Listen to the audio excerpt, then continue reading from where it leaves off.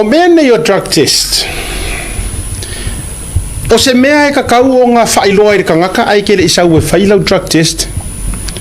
Po o se mea e whaalilo lilo. Ai o ai fo i e kakau ngai loa re whaingongi mea. Yeah, okay, law through, there is the New Zealand Drug Agency, so I know in bodybuilding, because I get involved in the federational Gilgilkino. So everyone through the sporting, they have to be drug tested randomly. And even I know within some of the companies, that's part of their company policy that they have to be drug tested. So they have to go through that. And that's something that, Random. A lot of companies are actually doing that. And they may do it randomly, but they do have it on the contract that you may be tested at a time due to the type of work that's involved. And so they can call you any time. And you maybe get caught off guard. Just in case, well, ula sau sikaleki o kena ko ngā. I whailua. For tests. So those are things you have to be cautious on, but it's all in the contract. As part of the company policy, you'll be drug tested. Leia tau. E mo kwa leia sia fai drug test pa I loinga ke me fai. Ole wingo o ofisili e toi o te o tali aia le tali manino. Ole mele paso ilo ma fofa. Lango wa lua nei au in te ao mai totonu o Samoa. O leanga ka penga le makanga ruenga e drug test. Isi a wadi ia. I saudi si ringo fongo i New Zealand. Lua e ka penga aku ai viri mai isi a wadi i leo ko a ole sa mai tono mtanga ruenga. Ole winga no fisifai kana kama fo. E fa kupuia ko inga me fa pea. So what actually happens, Lea Taua, and what I know from past experience, if you fail to actually be and to show up on during the date they've set out, you'll be drug tested and all that, they will take that as a positive test. That's a good one. Because you've been given the time that you'll be tested and all that, and for whatever excuse and all that, and because some people can make up excuses. Yes. They will take that as a positive. As a positive. Lono winga la wala ko take sawa mafua anga wa ile avango mai ai. Onga o like afia. So kaunga se excuse le lei lava po se reason le lei. Mara yonga le test le kai kaung testa. O lisi foi mea and I'm only talking through bodybuilding. O le whainga le blood test, the drug test. urine test, the test. They actually the officer will go with you to the bathroom because the see awala that they can. E mawhainga nga palafu wai. Absolutely, and that's why they will go to the bathroom with the door open, and the officers will be there to ensure there's no tampering. Kuso o te whaia tūra au tala peina o le foi tate mana malama na te whaingaruenga re correction o whaingaruenga e New Zealand e random lava ka keke i hero kauso kura kai au ai avita ita ele fa pia mela ave drug test straight away na eva kai ka foi le officer ma tūra pena e tau mai lo le na sa pena e whaile o sa moa le ma foi mo fa lono wingala ele se meo malu ele se mea foi le a fai o kangaka ye fai le test o ke le mai lo foi po wa le pe foringa mai o vaenga le SROS le Samoa foi le what's the SROS stands for scientific research o le atangia mai pe o la tole o mai fai meia how come e liki mai ai ko walanga o le la o ma wa tuar tala o le wo fa tonu le wadi ia ngale o ko orfa saren vili mai o le wo fa tonu they have to provide medical certificate nga o sa o ma ai e ka kia ya ngai fesidi o malu engi mei ko ngo sa mo le nei taimi ele stanga tale marvo malo telefa ya to le fa pe mai ela vea o ko so le ele lisio le ngor tanga tale le na ta pe no tanga tor por kiki ai uma engau malanga mai fofu ma vai tanto ye mele tupu mai tutonu se tanto watunu yes e ma fai olai pisa le fio ngal pale mia maka ko kai kai la fai me alfa city o sao e kanga kai le sao fa fai ai ko ko wi Wai a mai le whakongunga i le sau pale mia e whai drug test o la uria. E mai le ora ma le whatonunga sauanga i le mingiska nga i le CEO po le alava le line of authority. Tore a le uma e ngai diki e le se me sao e o kua le o kura uria whai la ko drug test.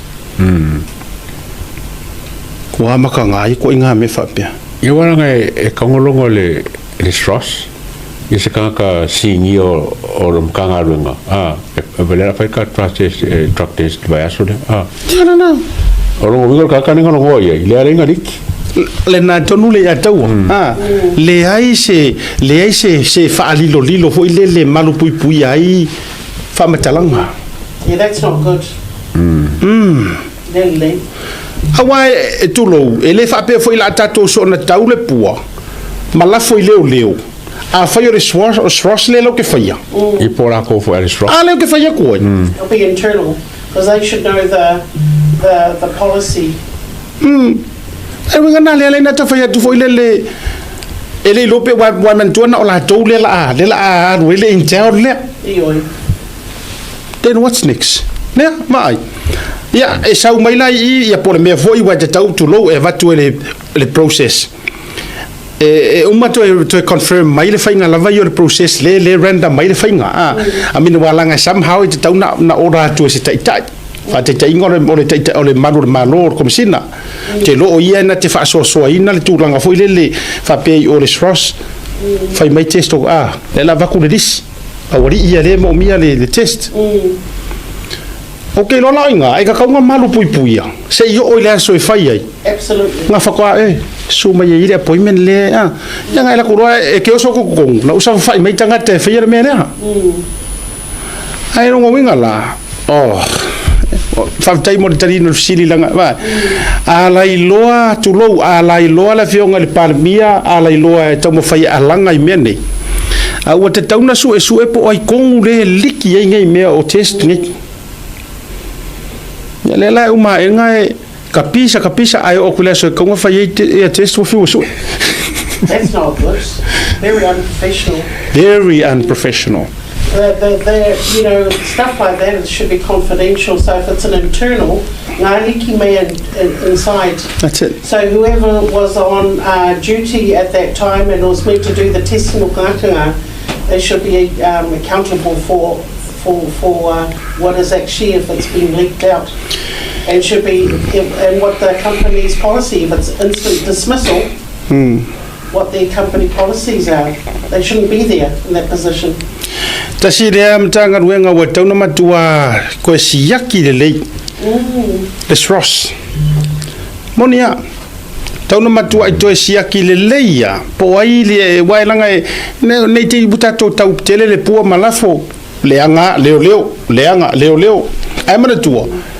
O le koe drug test randomly leo. Aru mele kupu koe kau whai kunga e wa viri mamai. Malanga whafua sei. O ki whafua sei leo a koe vai. Ono minga tau whana siaki lea tua i ngā ofisa whapea. Mai le liki e yo. O le tele o whamaunga tua. Unless you get them to within the next 48 hours to come and do the test, otherwise they'll be taken as a positive test. Because there are time frames where they can where they try and get, you know, if they're positive, out to try and get it into their system. So when they have the drug tests, they'll come up negative. Me whapenga. E kope e kama i whainga le a. So they'll show up clear. Yeah, mo le tira fia o le sauno tonu mai the best person to ask the question. Leanga o le fionga ya to filau polisunga esta te vanga former bodybuilder champion a New Zealand ya matou neima io I tūlanga fo I tau bodybuilder. Lalai mala le wa o kanga e ko iki test ya so uma e tūlanga fo iole. Yeah, nei wo mana Asiata, if I could just set the record right, I'm not, I didn't used to compete, but I was an official and actually an international official for the IFBB Federation and also international judge for the new International Federation of Bodybuilding, but I've never competed for New Zealand. just an official, just to get the record right. Mawarunga tula mele wa ale anto. E mawalalo la le poripiura. E mawarunga mele. I can only be Mali. I can't Esther, you got big calves. I went, yeah, that's my natural steroids. It's watercolor. Yeah, man, all of it. Okay. Mana ya. Ta wala yo no auto efficiently fa matala la wo tele a fa fonga mai samo. Danga ole sau le intero mai ko kongwa nai malo. Ai o que efficiently ko fa fa ko punga me. Fa fa ngai lo nga ka ola ko ngara test. Ya. E sau fuere kari ko kong fu mai ala le mer nga le ke ye ngai e uma e ngai su e kanga ka ia le nga fa garu nga fi ale e o ko ngai o ro fa sa de mama ke le fini ngi kanga ro nga maka ukia mata utia